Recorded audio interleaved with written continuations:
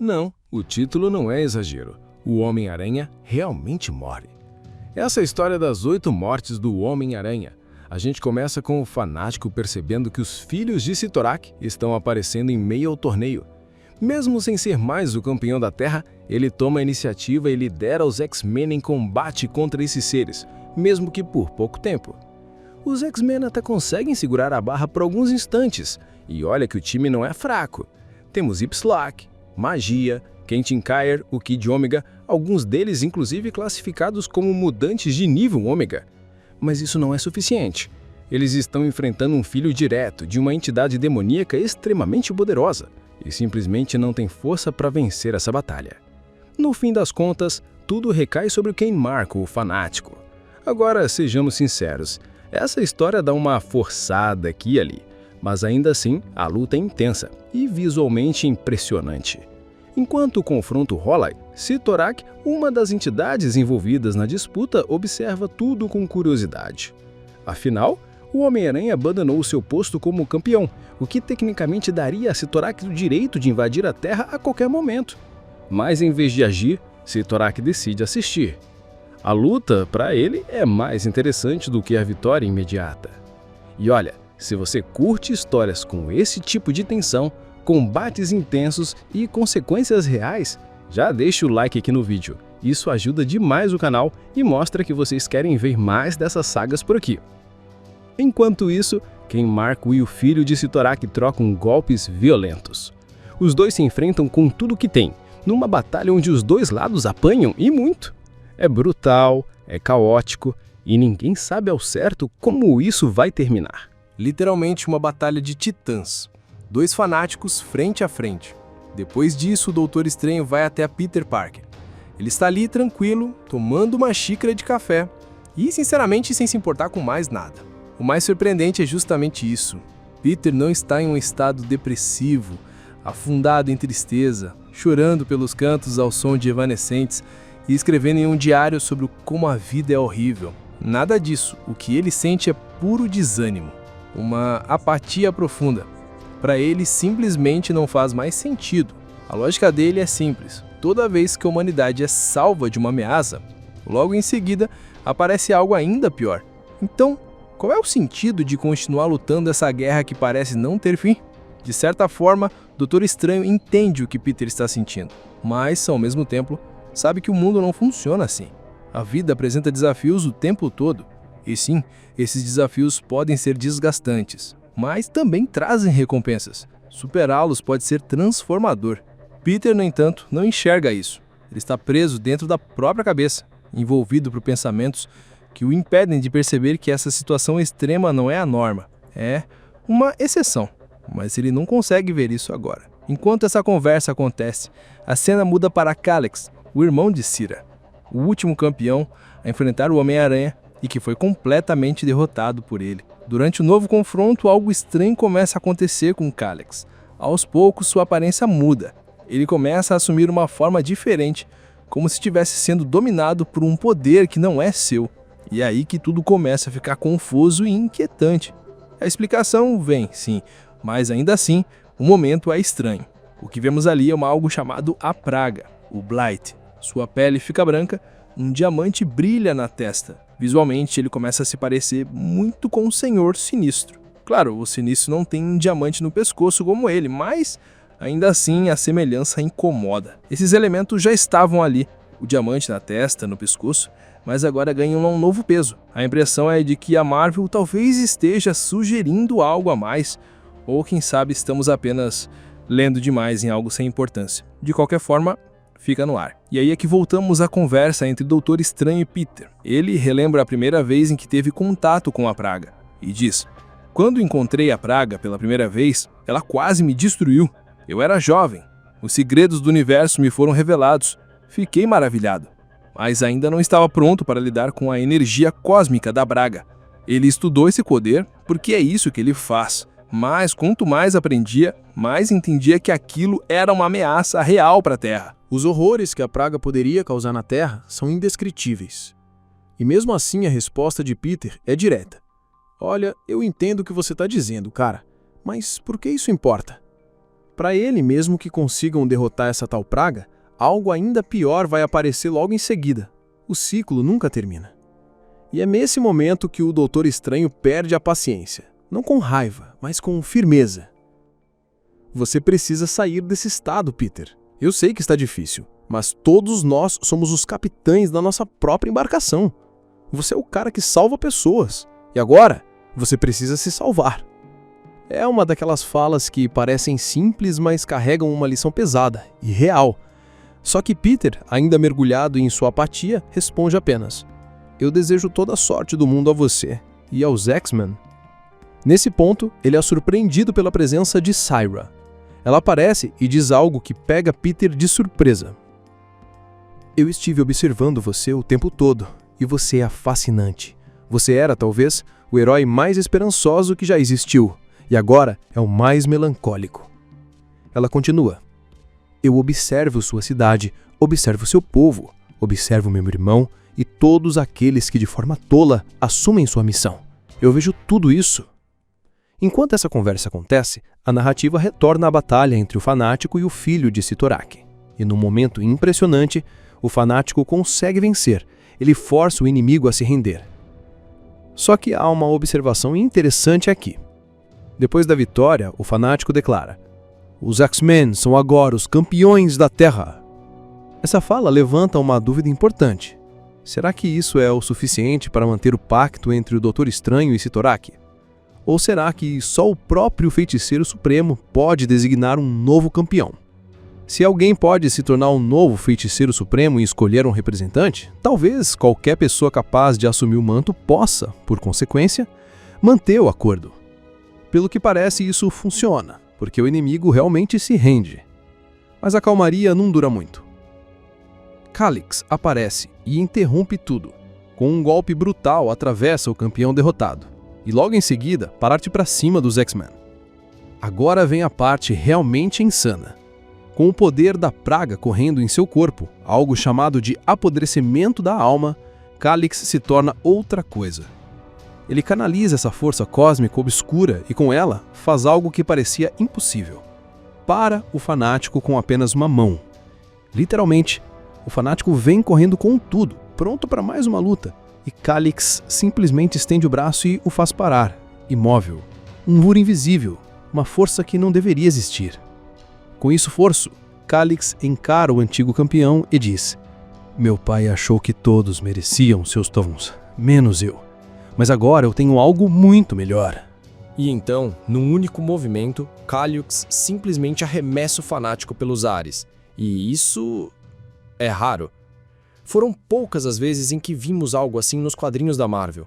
Lá nos anos 90, por exemplo, teve um massacre. Aquele momento insano em que ele dá um soco no fanático e o manda voando continuamente afora. Talvez tenha sido só através da América do Norte, mas foi surreal. O fanático caiu direto nos terrenos do Instituto Xavier, e os X-Men ficaram tipo: o que acabou de acontecer aqui? E tudo o que ele disse foi: o massacre está vindo. Um daqueles momentos que grudam na memória. Também rolou algo parecido durante a fase do Peter David, quando o Hulk se tornou o Cavaleiro da Guerra. Em algumas histórias, de tempos em tempos, o fanático acaba sendo parado à força, e toda vez é impactante. Mas dessa vez é diferente. Porque o que está acontecendo agora é o próprio irmão de Cyborg, corrompido pela praga, que acaba se tornando algo monstruoso. Ele libera criaturas, cães de caça, pelo mundo inteiro. A destruição é total.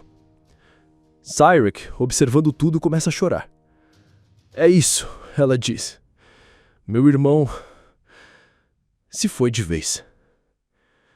Nesse momento, ela assume a conversa com Peter, no ponto em que Doutor Estranho parou. E Peter, ainda distante, só responde: valeu pelo papo, mas se você tem algo pra fazer, vai lá, eu não tô nessa. Mas Cyric não vai a lugar nenhum. Não, eu não tenho outro lugar pra estar. Você tem. Chega de se esconder, chega de fugir. Sem cerimônia, ela agarra Peter Parker, leva ele pra fora e joga a realidade crua na cara dele. Olha ao seu redor, olha o que tá acontecendo. A cidade está em ruínas, pessoas inocentes no chão, mortas. E nesse momento, Peter começa a reconhecer rostos. Não são estranhos. São pessoas que ele conhecia. Gente próxima, amigos, companheiros. Entre todos, surge Phil Coulson.